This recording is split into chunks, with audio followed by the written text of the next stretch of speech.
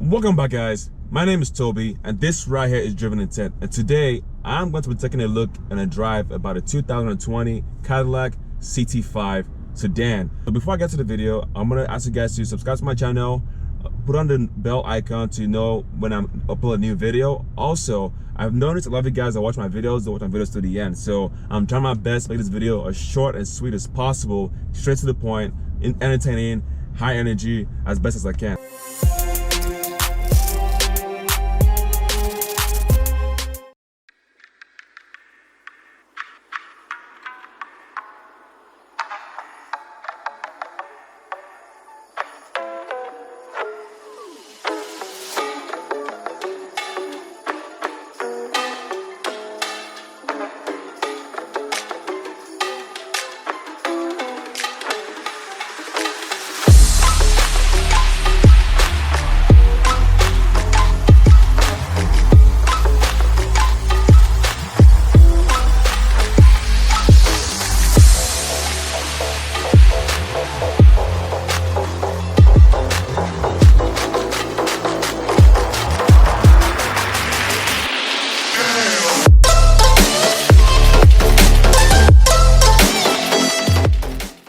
Huge thanks and shout out to James Woods right here in Denton, Texas. That is Cadillac James Woods. They got me these vehicles for you guys to review. This is 2020, start of the year right with this 2020 Cadillac CT5 sedan. This is the premium luxury sedan. This right here is the rear-wheel drive version. It has a 2-liter turbocharged engine. This car comes in 2 variants engine, one with the turbocharged 2-liter and the one with the 3-liter turbocharged engine. So the power goes from 235 to 335. So 335 horsepower. That sounds very awfully close to the Genesis G70. Today, I'm going to be talking about the car. I'm going to look at the exterior of this car, if it's worth, the 65, all the hype everyone's talking about. And then we're going to dive into the interior, talk about the interior, like the material, the build quality, what you get, the Napa leather, the carbon fiber inserts here and there, and overall how this car drives, from the engine output, the torque response, the throttle response, steering, handling, and braking. I love the way this car looks from the outside. It has similar design profiles to the CT6, that's the bigger brother with the 3-liter twin turbocharged engine. So you guys can expect exterior gonna have some design cues, but I like how this car is very small and compact. Nowadays, some sedans are getting into that compact segment of the niche, with like the compact sporty sedans. I love the lines and the design. The Cadillac, headlight design is very iconic. It's very present on the front end. The side profile is very sleek. I love the red end from the 3/4 panel of this car. It's very sexy. Diving into the interior, when you sit in this car, you just realize how very compact this car feels. Right away, you just whelmed in like luxury. The leather, the carbon fiber, the dashboard, all like hit you in the face at once. You instantly know you're in a Cadillac. The seats are very comfortable. The leather has very nice premium quality leather to these guys. It's very top notch. It's right high up there, so you're getting your money's worth. So look at the dashboard right here. You have the combo of the digital and the analog on the side. A lot of car manufacturers are doing this right now. We have the the dual combination of the analog and the digital screen in the middle. So it's very nice touch. I love the steering wheel. This steering wheel reminds me of the XT4 I reviewed, the CT6.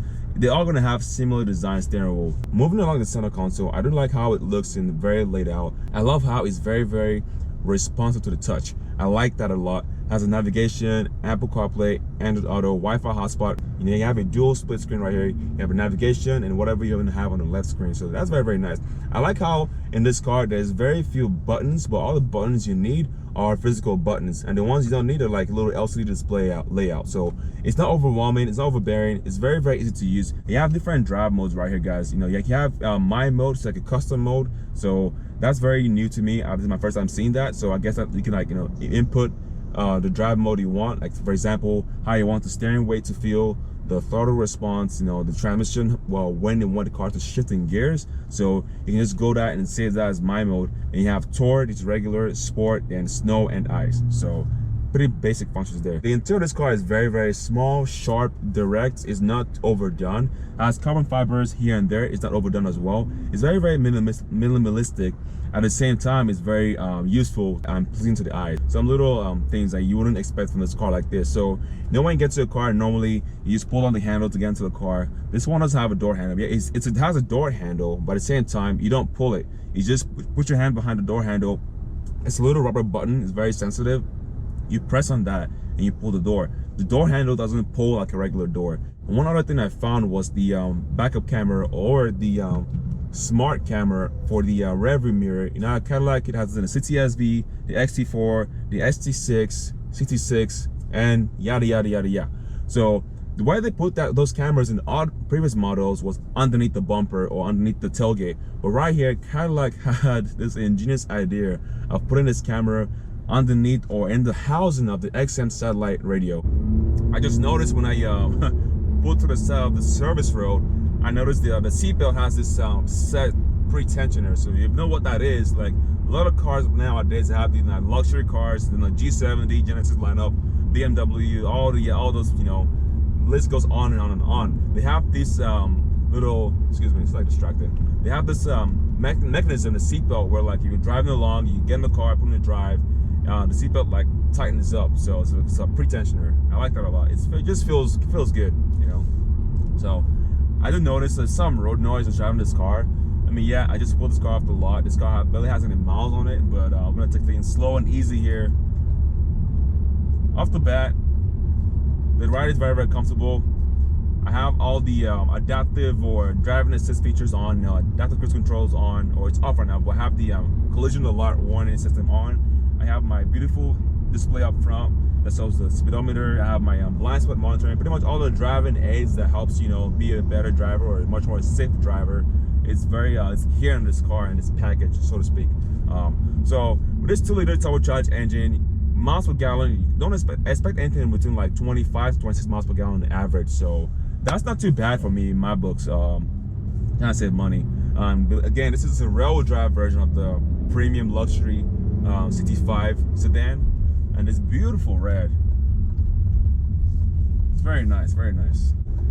I feel like Cadillac has been putting out a lot of cars though, because I have a feeling I don't want Cadillac to get into the mindset or mind trap about like just releasing new cars and then confusing customers or people, you know, about, oh, what is a 65, what is 66? I mean, if you guys know about cars, you know what the difference is. But think about this: someone that's new to a car, you know, I'm not gonna put, you know, any names or people in any age categories, but let's say you have no idea, nothing about cars. Trying to get a Cadillac, and then you look at a CT6, CT5, XT4, XT6, like it's just, it might get confusing to other people, but kind of like what Hyundai had with the Santa Fe XL and then Santa Fe X or whatever that is. Like it was just kind of confusing. Cruising along the service road right here, it's very quiet, guys. I don't get any, you know, I'm not uncomfortable driving this car.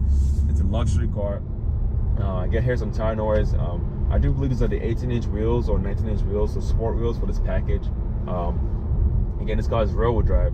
It drives apart. The initial braking is pretty good. It has that good bite to it. Like when you get on the bike, it's very, very meaty, and it's not too aggressive, but like, you know, you can stop on a dime when you need to, or in case of an emergency. This car will stop on a dime if you have to put your foot down. So I have a feeling like this might be the same 2-liter turbocharged engine they put in the CT6 plug-in hybrid. It sounds the same, almost behaves the same. I could be wrong. Well, you never know. You never know. It doesn't. The acceleration is not. There's no oomph to it. Like it just sounds very bland. I mean, I know if I floor it, I'll get power, but this car barely has any miles on it, so I'm not gonna do that. I gotta break this car in slowly. Maybe if I change the drive mode, let's see what's gonna happen. So I was in tour mode there, so I'll give it that. Let's put it in sport mode. All right, when you're in sport mode, the engine accelerates better, the throttle response is much sharper, the steering feel is not all that much heavy. It's slightly heavy, you can feel it, but it's not like unbearable. I would prefer the V6. I just like that power, you know, foot on the gas, the way the car, the acceleration like thrusts you to the back of your seat. I do like that a lot. But you saw you're stuck with a 2-liter 4-cylinder engine. So I have the window sticker right here. If you guys are looking for this price, the sticker price for this car without tax, title, and licensing is about $55,000, $595 even. So that is almost $60,000 if you include tax, you know, all that stuff for a CT5. Jesus Christ, it's very, very steep price. Very, very steep price. We already like looked about the exterior, the interior. The interior is very, very build quality. There's no rattle in here at all. So how do you justify that price tag? So many cars you can buy in that category.